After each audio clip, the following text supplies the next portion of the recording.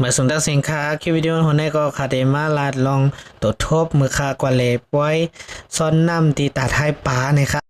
ค่าเข้ามาจมกันฮักก็ค่ามาจะมึก7 โมงกลางในคันเฮามาถึงที่ไหนก็ตีไร2 โมงเยาค่ะกูก็ต้องไม่เข้าในยาวเนี่ยก็หาร้านข้าวพักในคณะกูก็เอาค่ามาร้านในเยาก็ย้อนโดยเมนูมันเตรียมแนวไว้กับขันมันคณะกูก็เฮาก็หัดสั่งน้ำโกเชงน้ำนั่นกันเนาะก็ค่ะในข้อสั่งมาพัก3 เมลค่ะกูก็จำตักด้วยรู้ว่าแต่เสียงหมอกกะหือ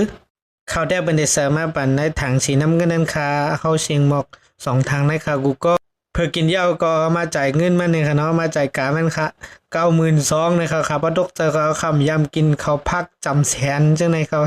เต็มถึง100,000เยาค่ะกูก็ข้าพอตกเจอลงกับมดย้อนสั่งแล้วในคำเลยเจอเงินมาหึงในค่ะเนาะ5-6 ปีเอาในค่ะเนาะโอ้โหกาคันตกเต้ๆในค่ะเนาะเงินมาแน่มีคันสั่งอย่างเขาพักเป็นแต่ใน